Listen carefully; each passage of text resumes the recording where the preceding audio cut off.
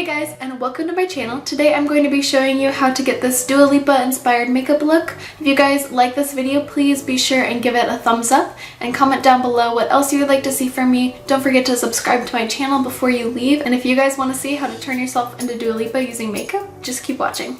Alright guys, to begin, start off with a face that's super moisturized and hydrated. You don't want to have any dryness on your skin. If you're already oily, you probably don't need to add more luminosity, but if you're dry, then consider adding a very hydrating base. So I just moisturize, and now I'm going to start off by concealing any blemishes with just concealer. I'm not going to put on any foundation. It doesn't really look like she has a whole lot of foundation ever. So I'm going to highlight the center of my face.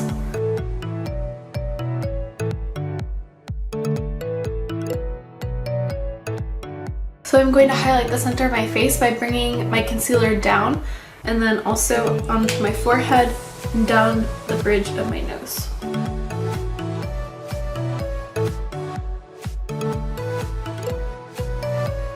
On my chin as well, and then just concealing other blemishes on my face.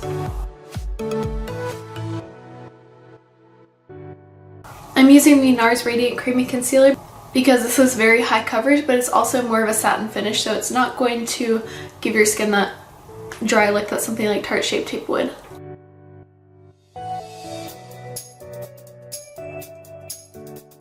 To lift up your eyes, you can conceal just in that corner right there.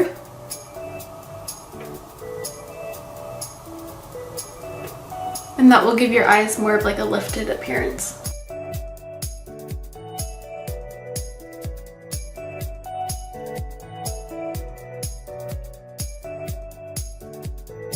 Okay, so there is the concealer all done. So these are the images that I'm going off of.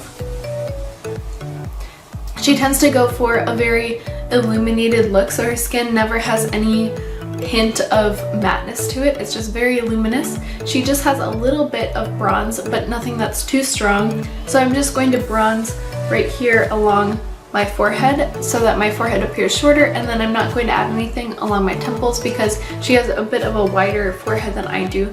So adding any darkness right here along the temples is going to make my face look narrower, which I do not want. Okay, so I'm going to add a stick foundation just right here along my cheekbone, and then along my forehead right there.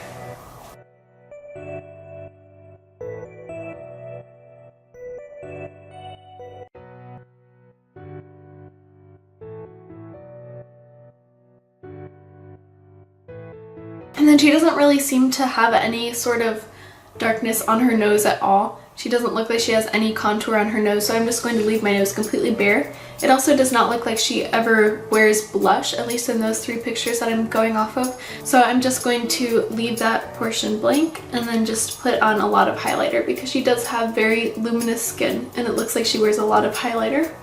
So I'm going to pack that on using a fluffy highlighter brush.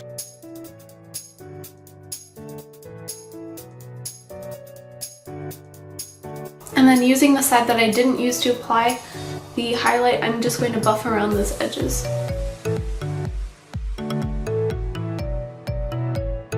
It also looks like she wears a highlight on her nose, so I'm just going to do that with the same fluffy brush, but I'm not going to do a very precise line or anything like that, just to add brightness along my nose. Okay, so for her iconic brows, she tends to wear them very straight, and then towards the tail they're more curved down. So to achieve that look, I'm going to go in first with a pencil, and I'm just going to go straight across from the front of my brow, straight across. And then as I get towards the tail, I'm going to curve it downwards.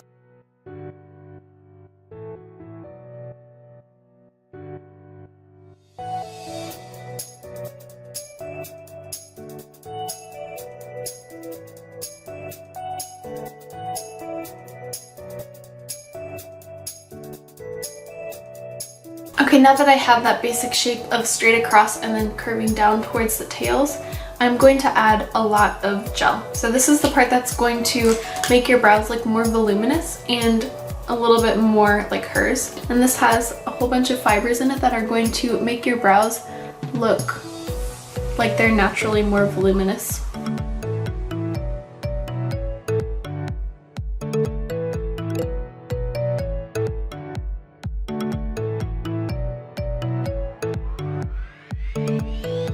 So once you've added a lot of volume towards the end, just make sure to go back in towards the front and brush the hairs up. Okay, so there are the eyebrows, and now I'm going to move on to the eyes, and I'm going to prime using a primer that doesn't have a whole lot of color to it.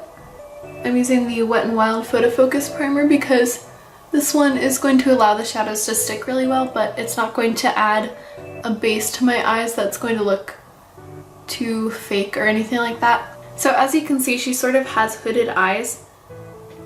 You can't really see her whole eyelid, so I'm going to place my first transition color. Instead of going into the crease and a little bit above when I blend, I'm going to go into the crease and a little bit below, so onto my lid. That's going to make my lid space look smaller. I'm going to go into the e.l.f. Mad for Matte palette, and I'm going to go into this shade mixed with this one to get a neutral brown shade.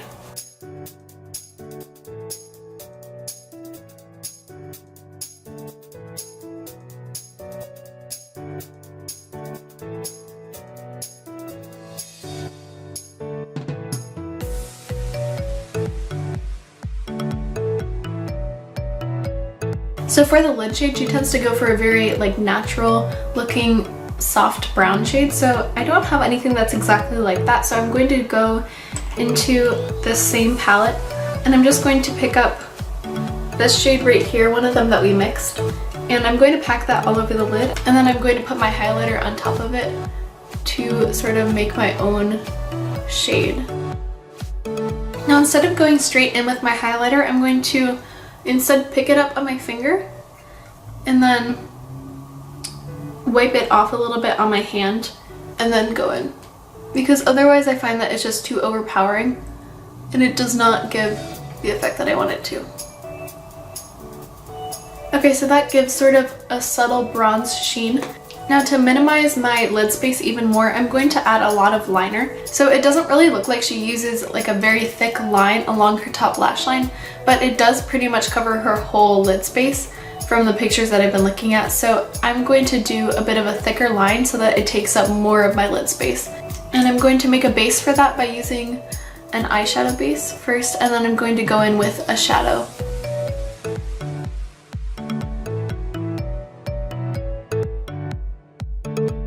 Before I place that shadow over top, I'm going to blend out this liner using a very small pencil brush.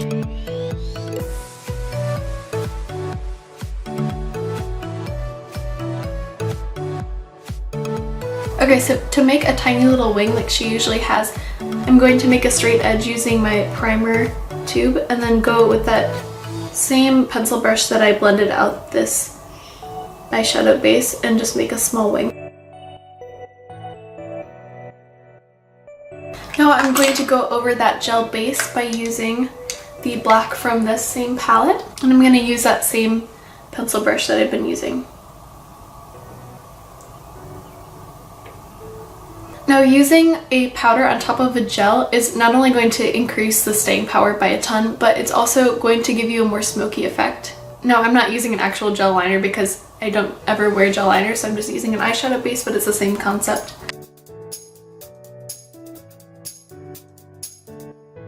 And to do the wing, I'm going to do the same thing.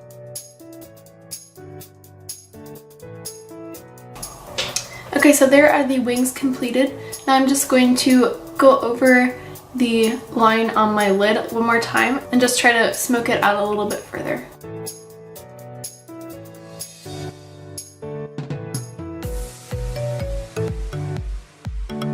Okay, I'm just going to complete the lower lash line by going into those first two transition colors and placing those two right below my lash line.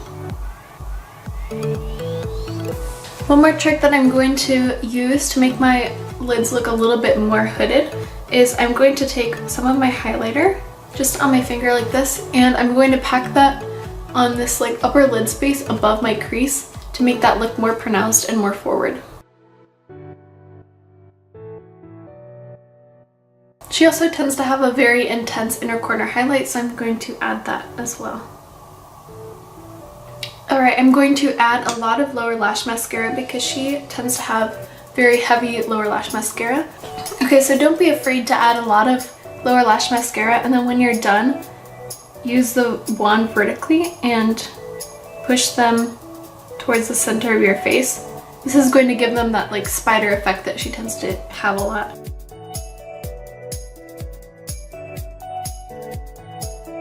The last step on the eyes is to add some false lashes, so I'm going to do that really quickly, but I'm going to use a style that's very full and very lifted so that it covers my lid space as much as possible, as well as that liner, so that it all just looks like I have very little lid space. So I'm gonna go put this on quickly and then come back to show you guys the finished look. Okay guys, so these lashes are like on their last leg, so if they look crazy, that's why. But to finish off the look, I'm going to put on a lip. So her classic lip look is pretty much just like a nude pink gloss. So what I'm going to do is add a lip liner that's a little bit more pink than my lips are. So I'm using the Wet n Wild Gel Lip Liner in the shade Bear to Comment.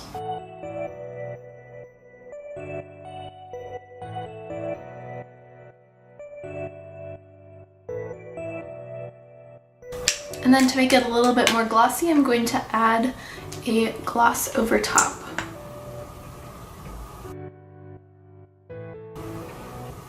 Alright guys, so that completes this makeup look on how to turn yourself into Dua Lipa using makeup. I hope that you guys found this helpful. If you did, please give this video a thumbs up and comment down below what else you would like to see from me. Don't forget to subscribe to my channel before you leave, and I will see you guys in my next video. Bye!